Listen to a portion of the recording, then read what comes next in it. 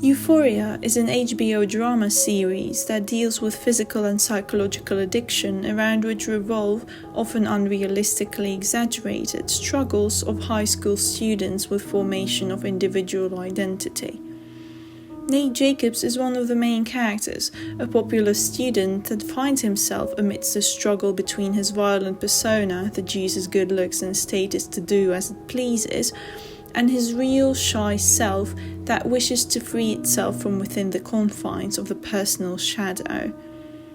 The audience hates him, but I would argue that he's a good example of complex character writing, and the most misinterpreted character on Euphoria. I am of course not here to advocate Nate's behaviour. I think it's obvious to every civilized person what behaviour should be condemned, but to throw out the baby with the bathwater seems foolish. Nate Jacobs is not real. Nate Jacobs is a mystery. So who is the real Nate Jacobs? Let's find out together. In Season 2, Episode 7, in Nate's dream sequence, Nate is facing a mirror, but where we should see his face, we see his back. Ironically, this is a reproduction of the painting called Not to be Reproduced. I truly love this painting because what it represents is the clash between our expectations and reality. If you look closer, the book in the painting is reflected as expected, but the person is not. This establishes that there is a set of rules in the universe by which it works and behaves. For example, mirrors reflect objects, but these rules are a mystery when it comes to the human being, the most mysterious element in our world, the bearer of consciousness, from whom the only thing we can expect with certainty is the unexpected. There is no set of rules by which to comprehend a person, by which to unveil his true character and grasp it completely. Our perceptions and expectations of an individual may thus be completely wrong or upside down, as is depicted literally in this painting. This is what characterizes Nate Jacobs. Looking at Nate's background, the main source of his current issues is clearly his father, Cal, with whom he has a complicated relationship. Cal is a homosexual that hides it from his family and has secretive sexual encounters that he records and stores the discs of. At the age of 11, Nate discovered Cal's sex tapes, and everything that went wrong with him seems to have stemmed from there. This is confirmed in Season 2, where we learn a bit about Nate's background from his mother.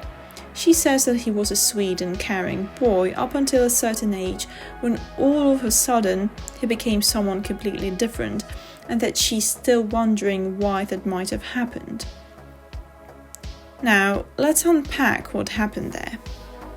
At the age of 11, the child's consciousness has extricated itself to such an extent that it's aware of more complex topics, but at the same time is not yet equipped well enough to introduce order into them, so to speak.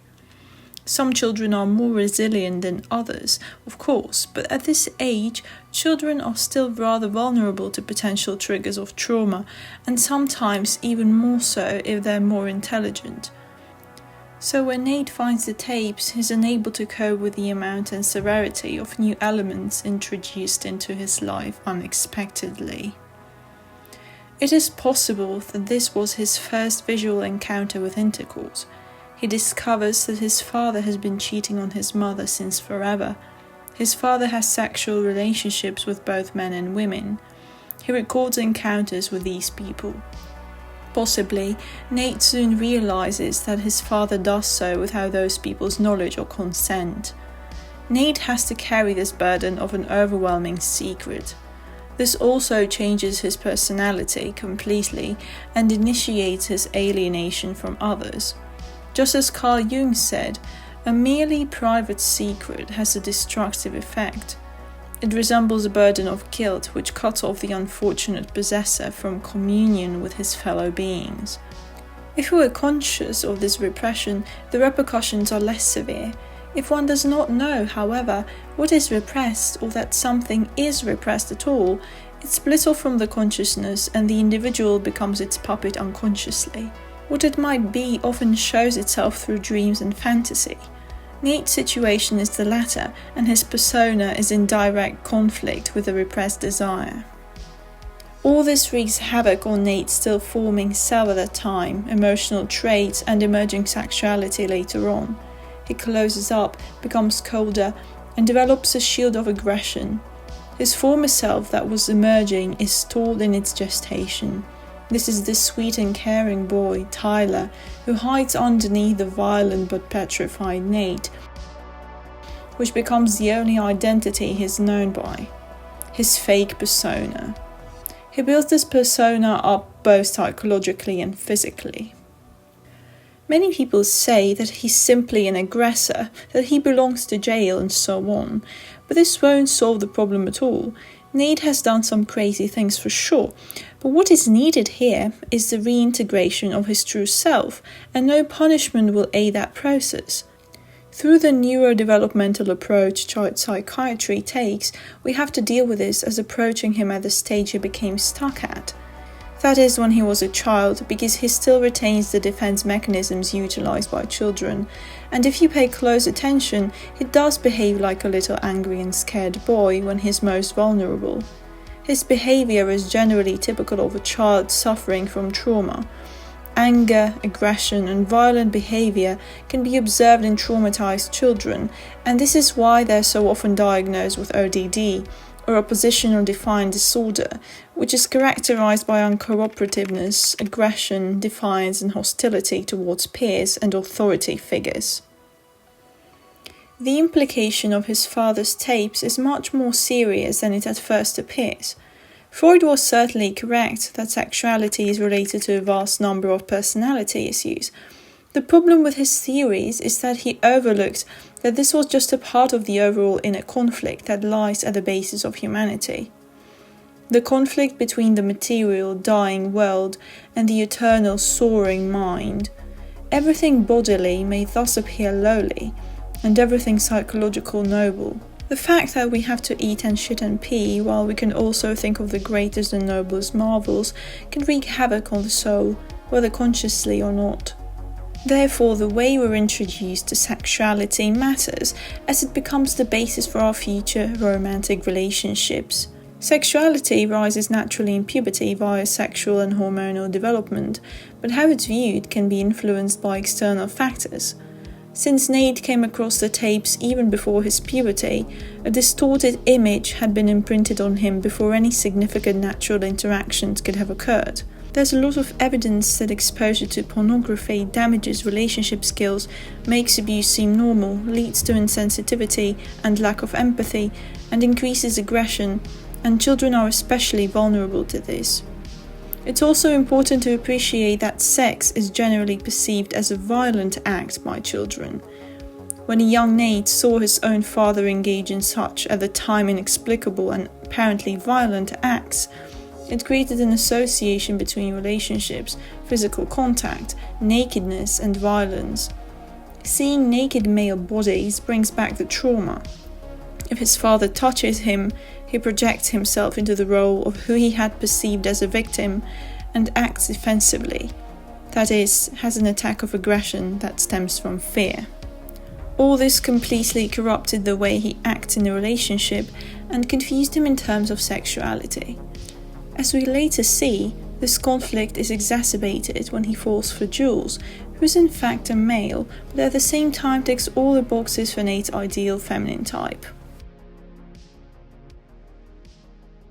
He liked thigh gaps, hated kinkles. He liked tan lines, long necks, slender shoulders. He liked good posture and fruit-scented body mist. He liked full lips and small noses. He liked chokers, but the lacy ones with flower cutouts or delicate patterns. When Nate meets Jules, he creates a fake online persona called Tyler and contacts her. They become quite close and fall for each other. This is where we get to see Nate's true self, not the violent persona, emerge for the first time. Nate's true self is Tyler, and the goal of Nate's individuation is the extrication of this thoroughly repressed self from underneath the reign of his fake persona. For that, of course, the shadow has to be overcome. Here, Freud would relish, because the show centers the main inner conflict of Nate around his sexuality. Nate is portrayed as a mysterious character in general. Why that is simple. People only know his persona, but his true self is hidden deeply inside. Nate embraced this persona so much that at this point it's very difficult to even sense this self. And the rest around him, unfortunately, only fall for his persona, as is expected and unfortunately very common, and never even attempt to delve deeper. All his relationships are superficial, full of conflict, disagreement and violence. The pattern he follows in romantic relationships is that he adopts a dominant role and submits the other person, unconsciously imitating the behavior of his father, both the one he saw on the tapes and the one his father showed towards him. He does act like a mystery around other people, sometimes aggressive, abusive and violent, sometimes removed, but always impossible to read. He's feared and admired both, but no one really knows him. We see this in every single relationship of his. That is, until Jules. And that's because she's not submissive, and this is someone Nate's true self unconsciously looks for, whereas the persona prefers to remain dominant and thus seeks out someone it can keep dominating without having to change. This dominance is also a mechanism perceived as a defense against what his father did in the tapes to other people. A fearful appearance often protects an afraid and confused inside. In the relationship he develops with Jules, we see something so different from Nate's persona that most think it must be a fake facade. But it's exactly here where we witness his true self emerging. Jules is the element that drives Nate's true self to come forward and transform the aggression, fear and resentment it's trapped in. This puts Nate in a very vulnerable position, which is why when he discovers that his father had a sexual encounter with her, it hits him right in the softest spot and reverts him back to his old vile shield. In season 1, we learn what Nate's ideal woman looks like. We see that it's a purely feminine image, almost a Donna Angelicata. No body hair, lean figure, long neck, thigh gap, skirts, ballet flats, all purely feminine symbols. This image is in complete opposition to his father, his behavior and his acquaintances. Until Jules, that is. And this is where the ultimate conflict is generated. He finds his perfect image in someone, but that someone at the same time is blemished by his father, and that someone is of course a biological male. But remember that anything sexual in nature and related to men is associated with his father. What now? Well, neurosis. Nate attempts to destroy Jules in order to break the bond between them on the outside, but fails to do so on the inside. He becomes more obsessed, starts following her, watching her house. And once again, his dreams and fantasy provide us with true insight into his psyche. We'll come back to this later. Even the name Jules is in itself a hint. It originated either from the Greek Ioulos, which basically refers to soft hair, thus combining the feminine and the masculine, or the Latin Jupiter, that is, devoted to Jove or Jupiter, the highest god of the Romans, the god of sky and thunder. The symbol of something soft and heavenly, but also rough and earthly, is found here, and I think that's also the general atmosphere around Jules' character. Very down to earth and high in the sky at the same time. Combination of the male and female symbolism touching androgyny. In the Bible, Nathaniel was the first to express belief in Jesus. Interestingly enough, he was skeptical about him at first, but despite his skepticism, he followed his friend Philip to meet Jesus. He then accepted Jesus as the Son of God, and Jesus told him that he will see angels ascending and descending on the Son of Man. In a sense, it's a story about coming out, no pun intended, of deceit and lack of faith, overcoming one's doubts and realizing the truth.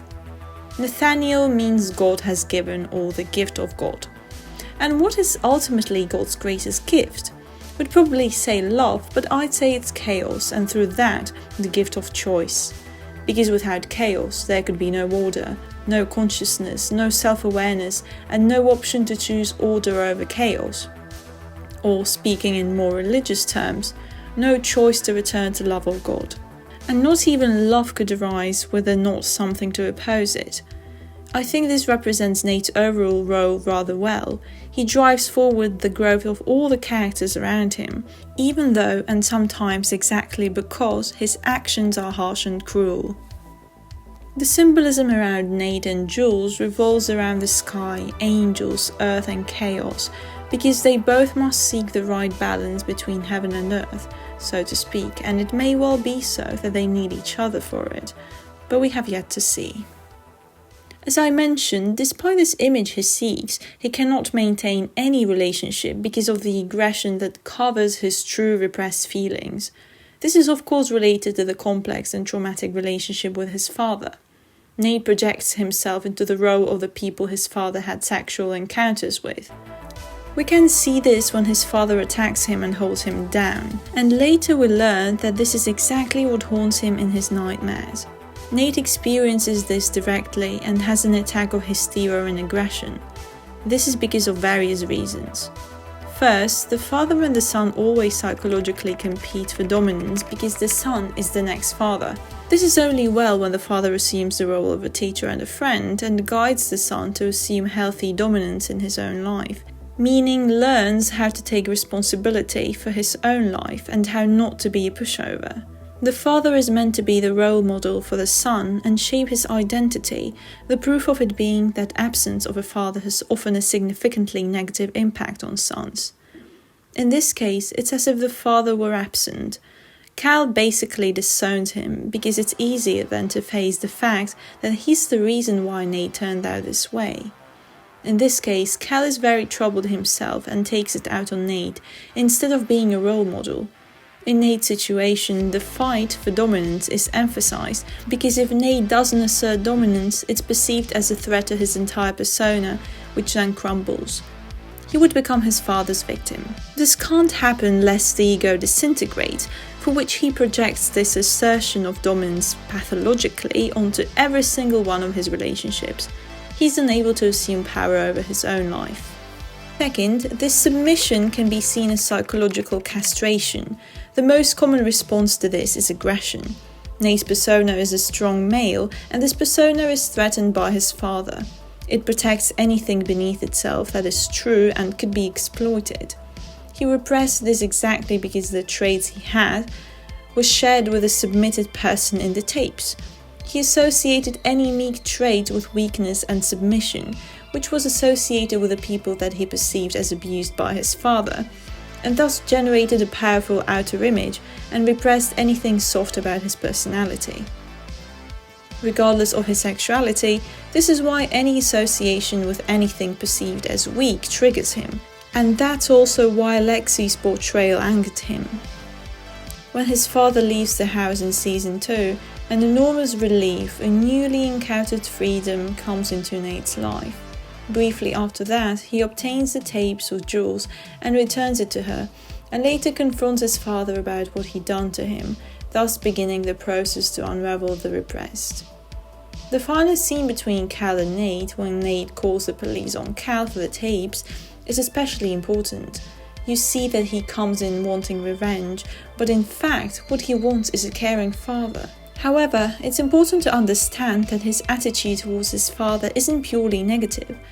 Behind this entire problematic relationship lies a desire for a genuinely caring father.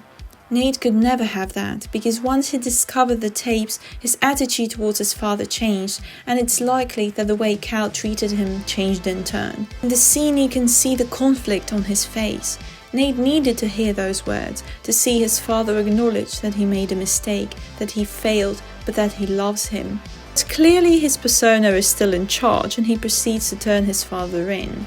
But again, if you watch his face, it's clear he's conflicted about this. I think that this is what could start Nate on a different journey, a journey of reconciliation with his own self, but it won't be smooth at all. What about Maddy and Cassie? Well, obviously Nate's issue with Jules is that she's actually a guy, and obviously what happened between her and his father. Cassie is nothing else but a substitute for Jules that appears more acceptable to Nate's persona, but not to his true self. This is pretty clear in the fantasy or dream sequence of Nate's in episode 2 and 7 of the second season. It's also clear that the way he describes her is inaccurate and actually describes Jules: powerful, sensitive, creative, etc. As for Maddy, she's like Nate's persona in terms of personality. This is quite clear from the amount of conflict and aggression there is between them. Maddy is a convenient partner because the persona doesn't have to be erased, but can continue to exist and suppress the self. Transformation is always more painful and thus more avoided. But when Nate meets Jules, the self is prompted to rise, but due to the circumstances and the resistance of the persona, Cassie is sought as an alternative. This is however doomed from the beginning. So overall, Maddy is much like Nate's persona, whereas Jules is like Nate's true self, and Cassie is its easier to approach imitation that keeps the shadow untouched. Encounter with Jules threatens both his shadow and the fake persona, which are more comfortable to live with at this point than the self that has been hidden for years. As I mentioned before, the problem with Nate's aggression revolves around sexuality. In his case in particular, this father situation dammed up the energies of life, leading to an unnatural discharge of tension via aggression. The only way to free this up again is through the development of the spirit, or intellect, and this is where Jules comes in. The conversations they have are real and honest. As Jung says, quote, "There is nothing that can free us from this bond except that opposite urge of life, the spirit. It is not the children of the flesh, but the children of God who know freedom." End of quote. The life of the spirit must be rediscovered anew. The problem of an abuser is that he is his shadow's puppet. Nate reacts in aggression when his shadow is called out. When something he represses is pointed out by other people, he attacks. This is fairly common, albeit in Nate's case, the aggression is pathological and may lead to violence. Dream analysis. Most insight we're given into Nate's mind is through the dream sequences we're shown. Let's look at what they mean. First, all Nate's dreams and fantasies we've seen so far revolve around Jules, Maddy and Cassie, and of course Cal. The common element we can identify in them is sexual relationships and intimacy. To briefly outline what's going on, there's a couple of things. First, Nate's desire for his father to vanish. This is because of course Nate blames him for Nate's shadow overpowering nature. This is a common occurrence. Instead of facing one's shadow, the one who might have provoked it into existence is blamed instead, even though all they usually do is to show us a mirror. Clearly, his father is responsible, but unless Nate takes the position of power he seeks so desperately in his own life, rather than over other people, nothing will change. Given that he's traumatized, it would be of great benefit if he had some support structure, either in family or amongst friends. He has neither, and that's why he's spiraled down so deep. And that's how it often happens in real life too. Even resilient people struggle more if there is no support whatsoever. As I already explained the meaning behind the Cal nightmare, I'll expand a little bit on the Maddy, Cassie, Jules sequences. As I mentioned before, Nate's persona is tied to Maddy, so she's the desire to be who one is at the moment, without the need for transformation. Cassie always appears linked to Jules, and you'll have to excuse me for this example, but she's like vegan meat. When vegans crave meat, they buy a meatless substitute that may look like meat, but it never actually tastes like meat and lacks the specific amino acids meat has, for example. But it satisfies them because they convince themselves it's the right thing to do. In reality, they still crave the taste of real meat. The real meat here is Jules, and Nate's dreams confirm this very clearly. Overall, Nate is quite a complex character, and there's a lot around him that remains unresolved. I'd like to see more from him in Season 3, and I do hope that his character arc won't be the cliché, just punish the villain trope. I want to see some character development, please. Anyways, if you enjoyed the video, please do give it a thumbs up. What do you think about Euphoria? Would you like me to analyse it further? Let me know in the comments. Thanks for watching and see you in the next video.